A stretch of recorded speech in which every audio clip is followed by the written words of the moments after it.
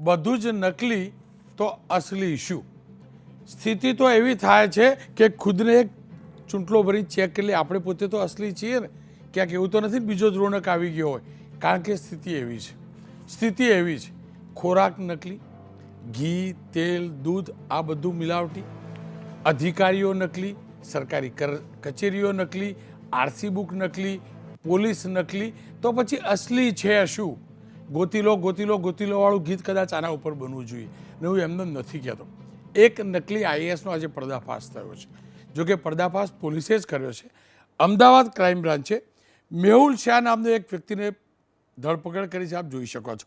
આ સાહેબ મેહુલભાઈ શાહ સાહેબ ઇલેક્ટ્રોનિક્સ એન્જિનિયર છે, પણ એમને ઇલેક્ટ્રોનિક્સ એન્જિનિયરની ડિગ્રી નાની પડતી હતી, તો આ સાહેબ પોતાની જાતને સિનિયર આઈએએસ ઓફિસર કહેતા હતા અને department of science and research ડેવલપમેન્ટના ચેરમેનનું લેટરહેડ છપાયેલું સાહેબે.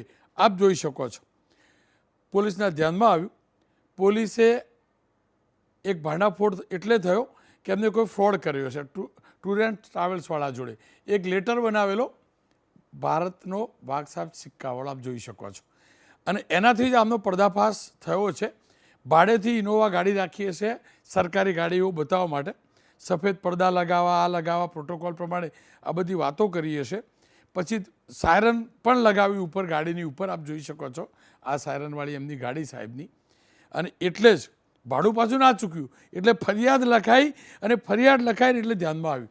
હવે આ સાહેબની તપાસમાં એ બી ધ્યાનમાં આવ્યું કે આ સાહેબ તો પોતાની એક બે સ્કૂલો ચલાવે છે.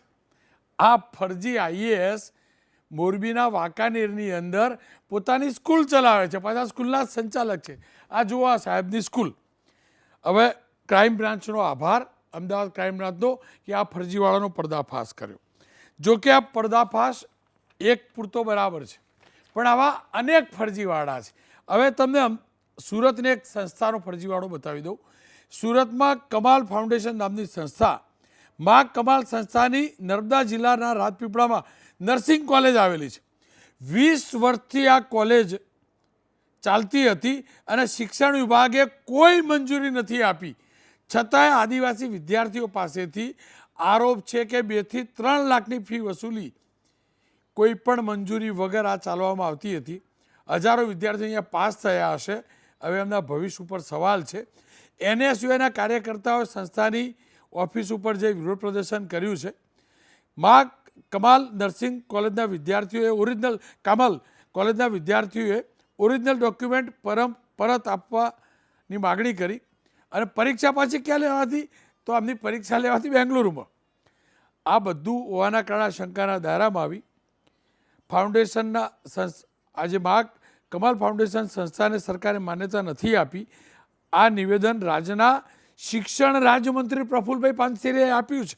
પ્રફુલભાઈ પાનસેરિયાએ સાથે એ પણ કહ્યું છે આવી કોઈ પણ સંસ્થા જો ધ્યાનમાં આવશે તો સરકાર કાયદેસરની કાર્યવાહી કરશે. અને એ પણ કહ્યું છે કે અમે શોધીને કાર્યવાહી કરીશું. આવો સાંભળી લઈએ પ્રફુલભાઈએ શું કહ્યું.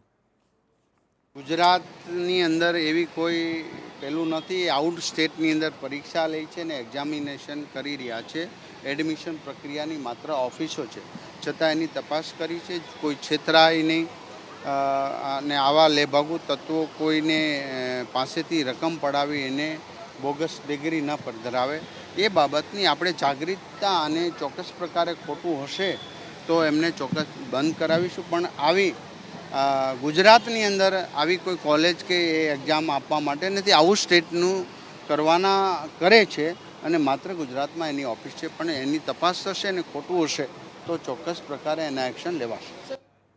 હવે પોલીસ નકલી તો બહુ બધી વાર જોઈ લીધા, સાંભળીને, છતાં પણ કહી દઉં અમરેલીમાં એક નકલી પોલીસકર્મી પકડાયો છે. આપ જોઈ શકો છો. વર્ધીમાં જુઓ, વર્ધીવાળા સાહેબ ઉમેશભાઈ વસાવા એમનું નામ છે.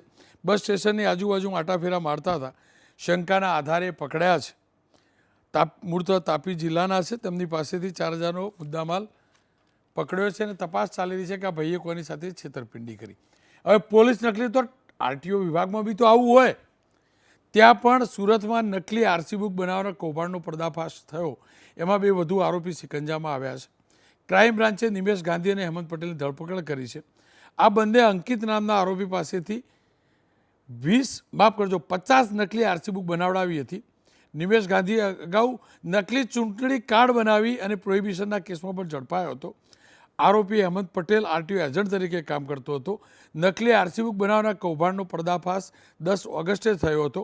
આરોપીઓ પાસેથી 370 નકલી આરસી બુક મળી હતી. આ સ્થિતિ છે ને એટલે જ થાય કે ભાઈ અસલી છે શું, આપણામાં તો એવું કશું નથી આવ્યું ને, એટલે એકવાર ચેક કરી લેવું પડે. ખેર, સ્નેહલભાઈ જોશી ભારતીય જનતા પક્ષના નેતા, હિરણભાઈ બેંકર કોંગ્રેસના નેતા, મનોજભાઈ મિસ્ત્રી વરિષ્ઠ પત્રકાર છે. સ્નેહલભાઈ, આપનાથી શરૂઆત કરું. મને એટલું કહો, અસલી ગોતીને આપી દો તમે. હું તમે છીએ અસલી કદાચ, પણ એ સિવાય અસલી છે શું, મને કેટલું નકલી આપણા રાજમાં કેમ પણ આવું પહેલાં તો નહોતું હોતું. રોનકભાઈ, આપણે જોયું છે કે સમય સાથે એક ક્વોલિફાઈડ વ્યક્તિ કે જે આજની વાત કરીએ તો એ ઇલેક્ટ્રોનિક એન્જિનિયર થયેલા એ ભાઈ, અને અત્યારે જલ્દી કમાવાની ઘેલછામાં ઘણા બધા યુવાનો આ ગેરમાર્ગે દોરાઈ રહ્યા છે. અને મને લાગે છે કે આ એક સમાજનું દૂષણ તરીકે આપણે જો આને જોઈએ તો સ્વાભાવિક છે કે આ વસ્તુ પર જ ખૂબ જ કડકાઈથી કામ કરવાની જરૂર છે. પોલીસને અભિનંદન આપું છું કે જેને આ પ્રકારના જે ફ્રોડ છે એને આજે પકડ્યો છે. અને સાથે સાથે આપણે એ પણ જોવું રહ્યું કે આ પ્રકારના જ્યારે પણ ગુજરાતની સ્પેસિફિકલી વાત કરીશ તો ગુજરાતમાં એટલે કે ખૂબ જ કડકાઈથી આ પ્રકારના લોકોને પકડી અને તરત જ એના પર કાર્યવાહી કરવાની જે વાત હોય છે એ કરવામાં આવે છે. પોલીસ તંત્ર, ન્યાયતંત્ર અને જ્યાં સુધી સરકારની વાત છે તો સરકાર પણ એન્શ્યોર કરે છે કે ચાર્જશીટથી માંડીને દરેકે દરેક જે એના પર લીગાલિટીઝ જે બી એની અંદર આવેલી છે એ સમયસર થાય. સરકારની પાસે જે પણ પુરાવા, જે પણ સરકારે રજૂ કરવાનું હોય તે સમયસર રજૂ થાય અને કોઈ કોરકસર ના રહે કે આવા લોકોને સજાથી કે એ લોકો કોઈ પણ જાતની છટકબારી શોધી શકે.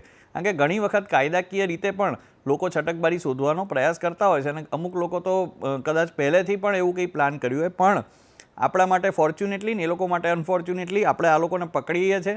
અને ખૂબ સારી વાત છે કે આ પ્રકારના જે એલિમેન્ટ્સ છે એ સમાજમાં કંઈ પણ વધારે નુકસાન કરે પહેલાં તરત જ ઝડપાઈ જાય છે. સ્નેહલભાઈ, છોટા ઉદેપુરમાં પાણી પુરવઠાની આખી ડુપ્લિકેટ ઓફિસ પકડાયેલી, દુનિયાભરના પેમેન્ટ થઈ ગયેલા, અધિકારીઓ ડુપ્લિકેટ, ઓફિસ ડુપ્લિકેટ, આખી સિસ્ટમ ડુપ્લિકેટ.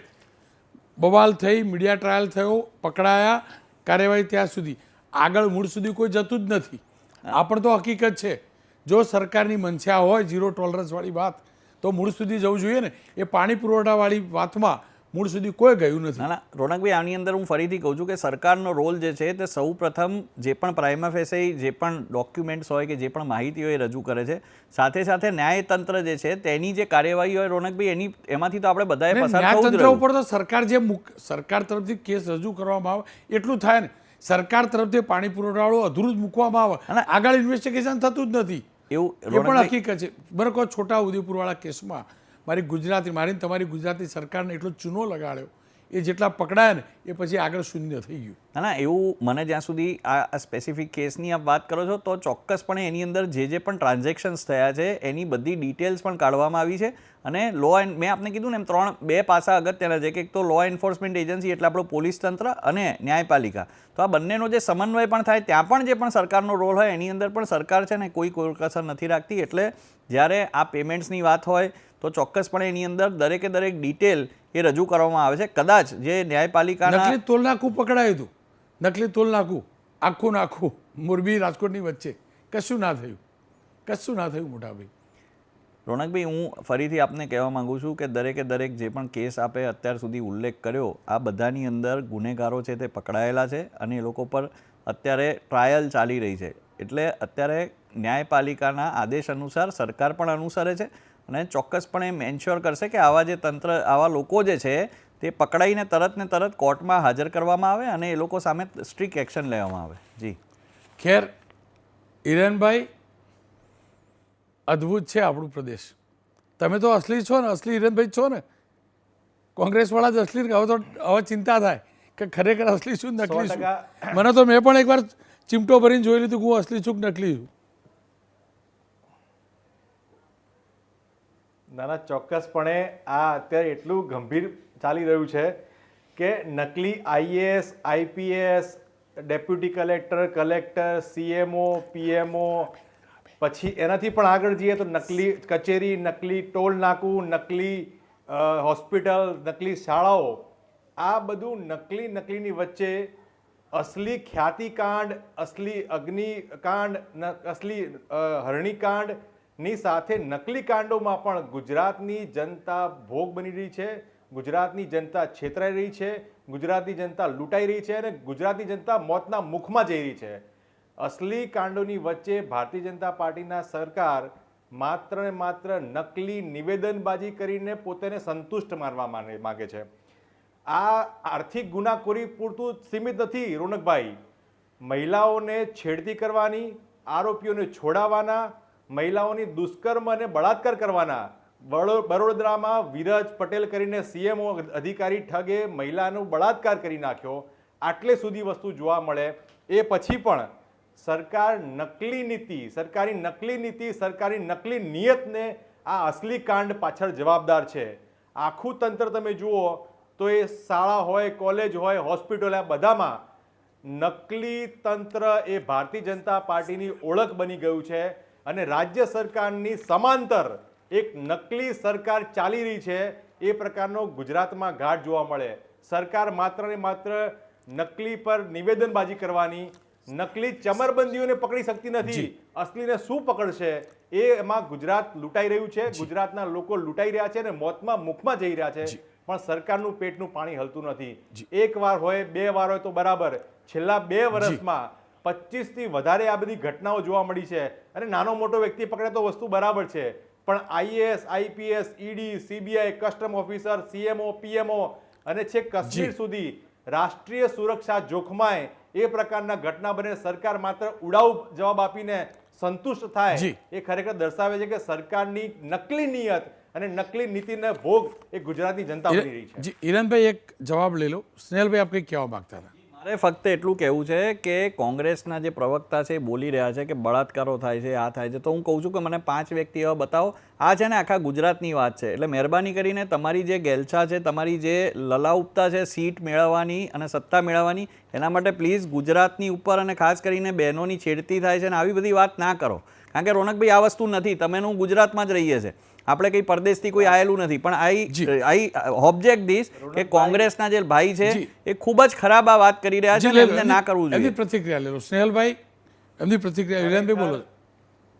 ખરેખર રોનકભાઈ, ખરેખર ખૂબ દુર્ભાગ્યપૂર્ણ બાબત કહેવાય કે વિરાજ પટેલ નામનો વ્યક્તિ એ નકલી સીએમઓ અધિકારી બનીને બરોડાની દીકરી પર બળાત્કાર કરે, ફરાર થઈ જાય અને પછી ભારતીય જનતા પાર્ટીના પ્રવક્તા અહીંયા આવીને ફૂલ ગુલાબી ચિત્ર રજૂ કરવાની વાતો કરે. કેટલા બળાત્કાર થાય તો એ તો આપણને ખબર જ છે. પણ નકલી બનીને નકલી સમાંતર સરકાર ચાલી રહી હોય એ પ્રકારનો ઘાટ ગુજરાતમાં જોવા મળે અને પછી નિવેદનોબાજી કરવાની, આ ખરેખર ખૂબ દુર્ભાગ્યપૂર્ણ છે, ખૂબ ચિંતાપૂર્ણ છે. નકલી મોડલ એ ભાજપની ઓળખ બની ગયું છે. ખેર જે પણ નકલી આવતું હોય પણ પત્રકારત્વ તો અસલી છે. પત્રકારત્વ તો અસલી છે. મનોજભાઈ, આપણો ધર્મ પત્રકારત્વનો સંપૂર્ણપણે અસલી છે. જોયું હતું પહેલાં આવું ભૂતકાળમાં? ખાડા જોયા હતા કોંગ્રેસવાળા, પણ આટલો ફરજીવાળો જોયો તો એકદમ પ્રમાણિકતાથી કહેજો. જે લખો છો ને એ પ્રમાણે જ કહેજો. રોનકભાઈ, તમને કદાચ યાદ હશે કે સુરતમાં એક વખત નકલી મ્યુનિસિપલ કમિશનર પકડાયા હતા. અહીંયા મને ખ્યાલ છે ત્યાં સુધી અત્યારે આપણા જે સચિવ છે પંકજ જોશી, કે એમના પહેલાંના કોઈ કમિશનર હતા, એમની ટ્રાન્સફર થઈ હતી અને એમની જગ્યાએ જે નવા કમિશનર આવવાના હતા એ નકલી કમિશનર આવીને ખુરશીમાં બેસી ગયા હતા અને બીજા દિવસે ખબર પડી કે આ મ્યુનિસિપલ કમિશનર નકલી છે. હવે પોલીસને કે બીજા પોલીસ કોન્સ્ટેબલ કે વાત જવા દો, આ તો વર્ષો જૂની વાત છે અને ત્યારે એક મજાકનું સાધન પણ બન્યું હતું, લોકોને મનોરંજન પણ મળ્યું હતું. અલ્ટિમેટ એ સાયકોલોજીકલ માણસ હતો અને પ્રજાપતિ હતો. એનું બીજે દિવસે રવાના કરવામાં આવ્યા માનભેર. પણ એક ભૂતકાળની વાત હતી. ભૂતકાળમાં આ રીતે જે અત્યારે જે રાફડો ફાટ્યો છે એવું નકલી ક્યારેય નહોતું થતું. નકલી ત્યારે પણ હતા પણ માણસો નકલી હતા, ડુપ્લિકેટ હતા. ડુપ્લિકેટ પોલિસી હતી કે કાન ભંભેણી કરતા તે પણ ડોક્યુમેન્ટરી જે નકલીનો પ્રવાહ શરૂ થયો છે એ તો શરમજનક છે. ખરેખર જોવા જઈએ તો હું એવું માનું, વ્યક્તિગત મારું માનવું છે કે ગુજરાત સરકાર આ મુદ્દે ગંભીર નથી. દારૂના મુદ્દે ગંભીર છે કે મને હમણાં આપણો જે દારૂના ગીતની વાત થઈ એમાં હિતેશ ઠાકરે જે વાત કરી એ વાત તદ્દન ખોટી વાત છે. એમ કે મારું વેચાય છે ને હું વેચું છું, એ વાત જ ખોટી છે. દારૂ ગુજરાતમાં દારૂબંધી છે તો દારૂના ગીતો બી નહીં લખાવા જોઈએ અને દારૂના ગીતો નહીં ગવાવા જોઈએ. ઝૂમ બરાબર ઝૂમ સર બી નહીં થવું જોઈએ. ખરેખર જોવા જઈએ તો ગુજરાતમાં ગુજરાત સરકાર આ મુદ્દે ગંભીર હોય એવું મને લાગતું નથી.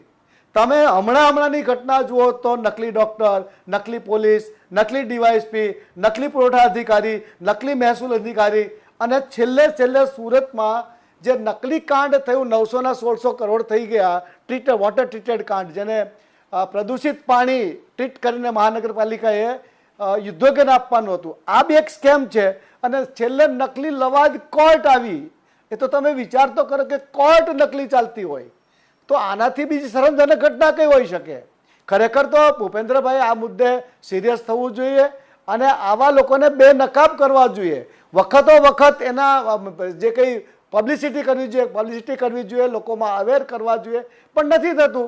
અત્યારે તો નકલી નોટરી પણ થાય છે, નકલી ડ્રાઇવિંગ લાયસન્સ પણ મળે છે. હમણાં સુરતમાં જે મળ્યું તે નકલી વોટર કાર્ડ્સ મળે છે, નકલી પાન કાર્ડ મળે છે. આ બધું નકલીનો જે પ્રવાહ ચાલ્યો છે એ તો ખરેખર દારૂ કરતાં બી ખરાબ ચીજ છે. દારૂમાં તો પેલો પીવે છે ને મરી જાય છે અને જે કંઈ થતું હોય તે, પણ આ નકલીમાં અસંખ્ય લોકો મરી જાય છે. હમણાં જે નર્સિંગ હોસ્પિટલ પકડાય, તમે વિચાર કરો, નિર્દોષ બાળકો સાથે, અને એ પણ પૈસા આપીને લોકો એડમિશન લેતા હોય છે. તો આ લોકો તમને જ્યારે ખબર પડે કે હું રોનક પટેલ નકલી છું, મારી ડિગ્રી નકલી છે, ત્યારે તમારા પર શું વીતતી હશે? આ બાળકોને જ્યારે ડિગ્રી આપવામાં આવે, સર્ટિફિકેટ આપવામાં આવે અને એ બાળકોને જ્યારે ખબર પડે કે હું નકલી છું, મારી ડિગ્રી નકલી છે. સુરત મહાનગરપાલિકાના કમિશનર હતા, એમના દીકરાનું 10મા ધોરણનું નકલી સર્ટિફિકેટ વર્ષો પછી પકડાયેલું. એ છોકરો ગ્રેજ્યુએટ થઈ ગયા પછી ખબર પડી કે 10મા ધોરણમાં તો ફેલ હતો. એટલે આ નકલીનો જ્યારે ડિસ્ક્લોઝ થાય છે, ચાલી જાય એ વાત અલગ છે, પણ જ્યારે નિર્દોષ લોકો સાથે બનાવટ કરવામાં આવે અને નિર્દોષને વગર કારણે સજા કરવામાં આવે, જે લોકો તો બિચારા પૈસા ખર્ચે છે. અત્યારે એડમિશન માટે બી લોકો તમારા જેવાની ભલામણ કરતા હોય. હમણાં જે આજે તમારા અમદાવાદ મહાનગરપાલિકાની જે ચૂંટણી હતી જુનિયર ક્લાર્કની, એમાં બી વાત આવી છે કે પેપર નકલી ફૂટી ગયું છે. એ સાચું છે ખોટું એ તો તપાસમાં ખબર પડશે, પણ સરેરાશ જોવા જઈએ તો ગુજરાત સરકાર કે ગુજરાત સરકારના ડિપાર્ટમેન્ટ્સ, કોઈ પણ ડિપાર્ટમેન્ટ, જે તે ડિપાર્ટમેન્ટની ઘટના બની હોય, એ ડિપાર્ટમેન્ટ્સ આ નકલીના મુદ્દે સિરિયસ નથી એવું આપણે ચોક્કસ કહી શકાય. જો એ સિરિયસ હોય અને એક ઘટના પકડાય તો ચેકલિસ્ટ બનાવો, એના સ્ટેજ બનાવો. તમે જ્યારે પાસપોર્ટ કઢાવવા જાઓ છો તો અત્યારે પાસપોર્ટ બી નકલી નીકળે છે, કારણ કે એ પાસપોર્ટનો જે સર્ટિફિકેટ આપે છે તે તમારા વિસ્તારનો પોલીસ અધિકારી આપે છે અને એના સર્ટિફિકેટના આધારે, એના એનઓસીના આધારે વ્યક્તિને પાસપોર્ટ મળે છે. તો એ પાસપોર્ટ જ્યારે આપવામાં આવે છે તો પાસપોર્ટનું ચેકલિસ્ટ થવું જોઈએ. અને ખરેખર એ પાસપોર્ટના આધારે માણસો વિદેશ પણ ભાગી જાય છે અને ઘણા ભાગી ગયા છે. આજે અમદાવાદ ક્રાઇમ બ્રાન્ચનો રિપોર્ટ આવ્યો છે કે ખ્યાતિકાંડના જે ડૉક્ટર છે એ બધા ભારતમાં છે, ભાગ્યા નથી. કારણ કે એ લોકોએ વહેલા અવેર થઈ ગયા અને લુકઆઉટ નોટિસ જાહેર કરી અને પાસપોર્ટ કચેરીમાં અને કસ્ટમરે તપાસ કરી કે આ લોકો હજુ હિન્દુસ્તાનની બહાર નથી ગયા. એટલે આવી કંઈક વ્યવસ્થા થવી જોઈએ કે જેને કારણે અને નકલી સ્કૂલો ચાલે, હદ થઈ ગયા, નકલી દવાખાના ચાલે, નકલી ડૉક્ટરો પકડાય. અને આ ઘટનાઓ જે બતાવે છે એ ભયાનક દૂષણ છે અને આનો ભોગ મારા અને તમારા જેવા સામાન્ય માણસો બને છે. આનો ભોગ કોઈ ટોચનો પોલિટિશિયન કે અધિકારી બનતા નથી. હું ને તમે બનીએ છીએ. આપણે પ્રેસની, આપણા વાહનની પાછળ જો પ્રેસ લખ્યું હોય તો બી આપણને પૂછે છે કે ભાઈ તમે કયા પ્રેસમાં છો, તમારું આઈ કાર્ડ બતાવો, તમારું એક્રેડિશન કાર્ડ બતાવો. આપણે શું કરીએ છીએ? અને તેમ છતાં આપણી જમાતમાં બી દૂષણો આવ્યા છે. પણ એ દૂષણો એટલા હાર્મફુલ નથી જેટલા આ દૂષણો હાર્મફુલ છે. ખરેખર ગુજરાત સરકારે, ભૂપેન્દ્રભાઈ પટેલની સરકારે હમણાં જે ચિંતન શિબિર થઈ, એ ચિંતન શિબિરમાં નકલીનો પણ મુદ્દો ઉમેરવાની જરૂર હતી. વહીવટી તંત્ર સારું છે જ, સારું ચાલે છે, એના આપણે અત્યારે પર્દાફાશ કરવા નથી બેઠા, આપણે નકલીના મુદ્દે ચર્ચા કરવા બેઠા છીએ. તો નકલી જેટલા પણ ગુજરાતમાં, હિન્દુસ્તાનનું આપણે પનો નથી કે હિન્દુસ્તાનમાં જે થતું તે થાય, પણ પ્રાઇમ મિનિસ્ટર ઓફિસનો કિરણ પટેલ, જેને Z+ સિક્યોરિટી આપવામાં આવે અને નકલી જી નકલી માણસ તમારી સેન્સિટિવ એરિયામાં જી જી, આવે, સર. કચ્છની બોર્ડર પર જી આવે, જી. કાશ્મીરની બોર્ડર પર જી આવે, જે હાઈએસ્ટ સેન્સિટિવ એરિયા છે, અને ત્યાં Z+ જી, સિક્યોરિટી સાથે જાય. આનાથી મોટી શરમજનક ઘટના કઈ જી. કહેવાય? આ વહીવટી તંત્રની ફેલ્યોર છે. જી. જ્યારે તમને ખબર પડે કે તમારા ડિપાર્ટમેન્ટમાં કે તમારા ઓફિસીસમાં કોઈ નકલી જી. આવી ગયો છે, તો એના એક ઘટના પરથી અવેર થઈ જવું પડે. એ લોકઆઉટ મૂકવા, ચેકલિસ્ટ જી. મૂકવું પડે, બધું મૂકવા. અત્યારે તો તમે જુઓ કે રોજે રોજ જી સર આપણે તો રોજે રોજ રિપોર્ટિંગ કરીએ છીએ કે આટલા નકલી દવાખાનું મેડમ. પકડાયું, નકલી ડોક્ટર પકડાયો, નકલી પોલીસ વાળો પકડાયો, નકલી પીઆઈ પકડાયો, નકલી ડીવાયએસપી પકડાયો, નકલી મહેસૂલ અધિકારી પકડાયો, નકલી ઇન્કમટેક્સ અધિકારી જી. પકડાયો, નકલી કસ્ટમ અધિકારી પકડાયો. જી. અને આનો ભોગ મેં અગાઉ કહ્યું એમ જી મનોજભાઈ. સામાન્ય માણસો જ બને છે. અને આ ખરેખર આનું દૂષણ જી. જે છે એ પોલિટિકલ લોકો સાથેના સંબંધો, બિલકુલ. પોલિટિકલ અને સિનિયર અધિકારીઓ એની સાથેના સંબંધો, એની જી. સાથેના ડે ટુ ડે ના બેઠકો, જી, જી. ડે ટુ ડે નો ઘરગો, અને એ લાઇઝનિંગ માંથી આ લોકો નકલી પર ચાલ્યા બિલકુલ. જતા હોય છે. મનોજભાઈ- કે હું એક ઓફિસમાં ચોક્કસ જાઉં છું, એ અધિકારી સાથે મારા સંબંધો બની ગયા છે, પછી એની ટ્રાન્સફર થઈ જાય છે, પણ મને એ ચસ્કો લાગે છે, જી સર મને એમાં નશો આવે છે, અને એમાં મને પૈસા મળતા થઈ બિલકુલ. જાય છે. એટલે હું પહેલા દલાલી કરું જી છું, મનોજભાઈ. પહેલા લાઇઝનિંગ કરું છું, અને પછી હું બિલકુલ. લાયન બની જાઉં છું. એટલે હું પછી જી. જાતે હું બોગસ અધિકારી જી, સર. બની જાઉં છું, અને બિલકુલ, લોકો મનોજભાઈ. આપણાથી અંજાઈ જાય છે. બિલકુલ. આપણે જો રોજે રોજ જી. પોલીસ કમિશનર હમણાં એક નાનો દાખલો તમને આપું કે સુરતમાં બીજે ગઢવી આપણે ત્યાં એક ડેપ્યુટી પોલીસ કમિશનર જી. હતા. લગભગ 30 વર્ષ પહેલાની વાત છે. ત્યારે વરાછા રોડના એક આગેવાન હતા. ત્યારે વરાછા સિટીમાં નહીં હતું, પણ વરાછા જી, રોડના મનોજભાઈ. આગેવાન અને પોલીસ કમિશનર કચેરી જાય અને રોજ સાહેબને મળે, અને કેમ છો સાહેબ, કેવું ચાલે છે, મજામાં છો, ચા પાણી પીધા જી, કે સર. નહીં? એમની સાથે જી, 5-7 મનોજભાઈ. લોકો એને બહાર બેસાડી રાખે. પછી બહાર આવીને કહી દે કે સાહેબ તમારું કામ પતી ગયું જી, છે, મેં જી. સાહેબને વાત કરી દીધી છે.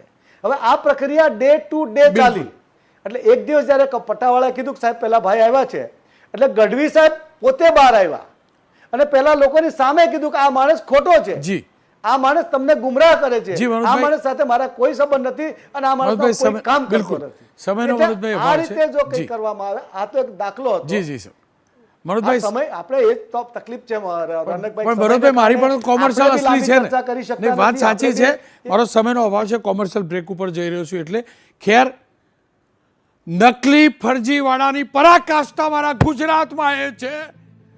ફરજી વાળો કરી મારા ગુજરાતના લોકોનું હૃદય ચીરવામાં આવે છે અને અહીંથી સ્ટેન્ટ નખીને મારવામાં આવે છે. અને એટલે જ કહું છું ભૂપેન્દ્રભાઈ, હવે હદ થઈ છે. આ ફરજીવાળા ઉપર લગામ લગાવો. બાકી જે ફરજીવાળો આ લોકો કરતા હોય કરવા દો. કમસે કમ આ ડૉક્ટરો જે ફરજીવાળો કરે છે ને, નકલી ઓપરેશનો, કમસે કમ એને રોકો, એને રોકો.